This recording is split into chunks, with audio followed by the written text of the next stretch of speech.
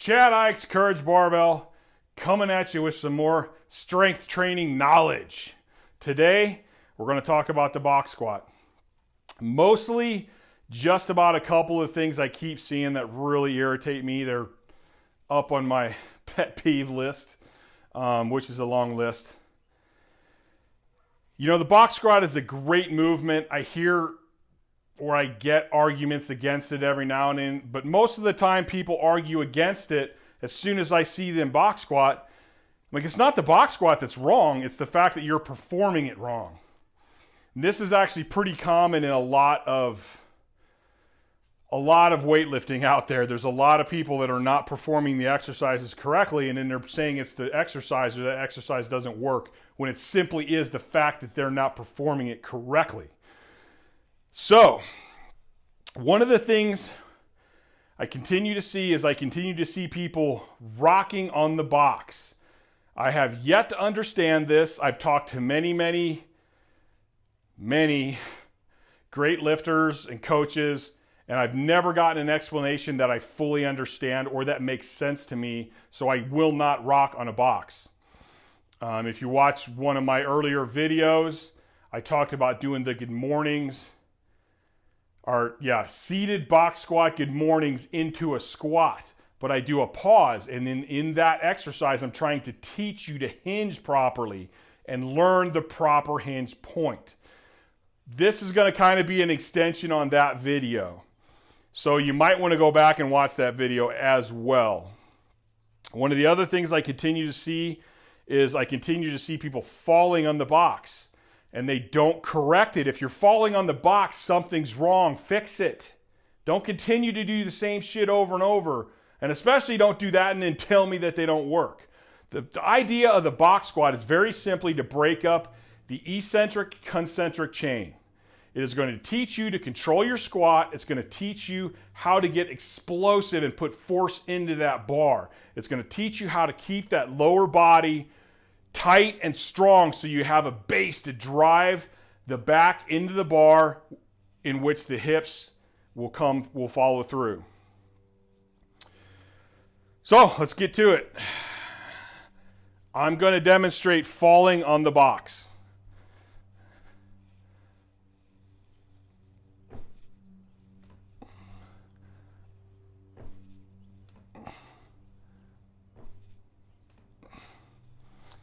That's falling on the box, which my other pet peeve is rocking on the box.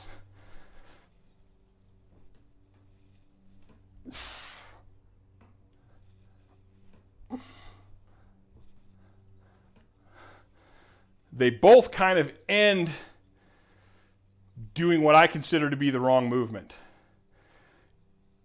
You can see how both of them they have to rock forward to get in position to squat. So force is starting this way.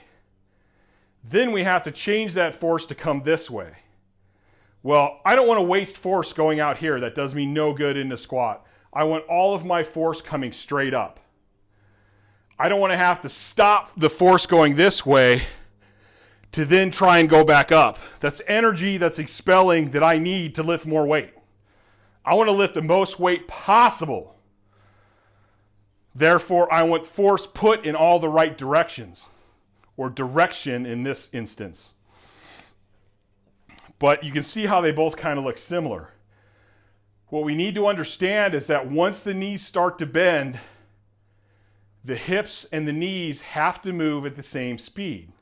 If they don't move at the same speed, you either end up bending too far forward or not enough. By bending, I mean hinging. So I look at it as driving a stick. You have a clutch and a gas pedal. When you do them smoothly and equally, things go smoothly when you take off. If you go too much gas, not enough clutch, you rev the engine. So it either takes off very jerky, or you break the tires loose and do burnouts, which can be cool, but not the point that we want.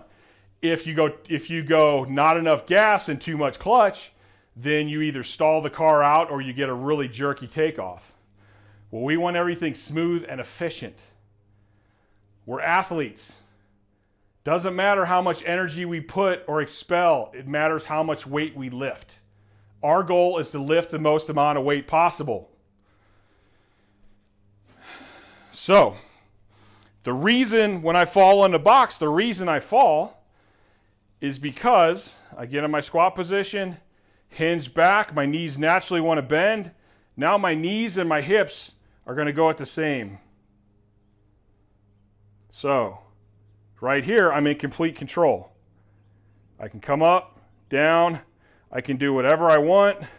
I'm in control the way it's supposed to be.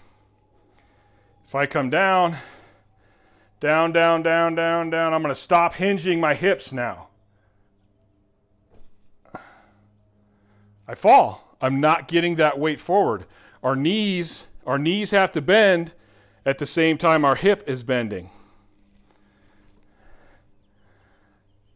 Okay, I'm going to stop hinging, fall. The sooner I stop hinging, or the higher up I stop hinging, the harder my fall is going to be. We don't want to fall at all. Now, the caveat to that is we actually want to be bent forward just a little bit more. Because if I come down and I'm in perfect balance, I can come up pretty quick, but not real quick. If I come here and I hinge just a little bit more, now I can start my movement by going, and driving my chin and my upper back into that bar, which gets that back going, and it actually tricks my body into firing my hips even harder because my body thinks, oh, you're going to fall backwards, so my hips come through even faster. So I can actually come up faster if I go a little bit more, and I have no weight on my back to counterbalance me, so I tend to fall back a little bit when I do that. Then the other way is the rocking on the box, which it ends up being the same thing either way. So there's rocking and dropping. Either way, you end up in the same position. You're on the box and you're too high. I can't get up from here. The only way I can get up is to put force forward. If I don't put any force forward, I'm just going to keep falling because there's not enough of a hinge in this hip. And why do I want to practice putting myself out of position? I mean, even when like my other video where I explain the seated good morning into the squat, I want you coming up here, but then I want you coming here, getting here, pausing, then up.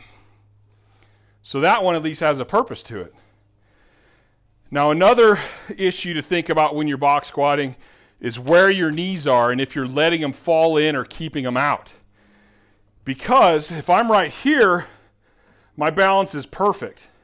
But as soon as I do this and let my knees in, now it's not. Now I'm not actually hinged enough.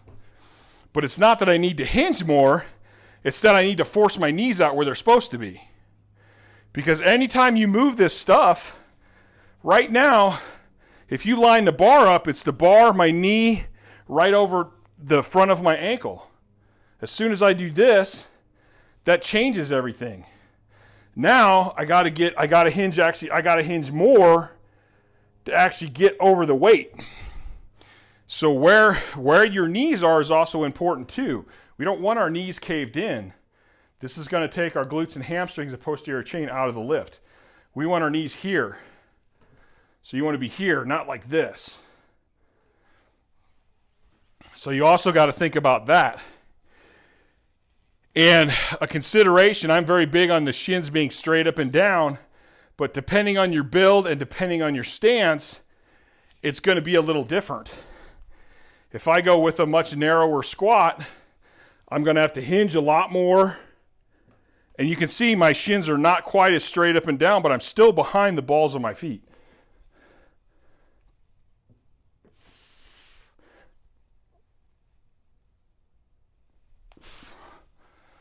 So those are just little things to think about when you're doing this. Another consideration is once you actually put a bar on your back. Because a lot of people have trouble with some of this stuff. Like they have trouble hitting the correct position because they're not flexible enough. They're like a damn 2x4. They can't bend. You need to be able to bend and have mobility in order to do a squat. But once you take your hands here and put them here, now the mobility of your upper body is going to affect everything else. Because as you squat down, if you're tight in the chest, as you squat down and you're trying to keep your back in position, all this is going to get tighter and tighter and tighter, and it's going to try to bend you over. It's going to try to roll you up. So we don't want to always go, oh, I can do it without the bar, I'm good. No, you need to put a bar on your back and try that as well. So even for me, and I'm super flexible, having this on my back, gotta get my root. Having this on my back is going to change it a little bit. And by change, I mean it just makes I can feel the difference. I can still do it. Like I'm in full control anywhere I want to go.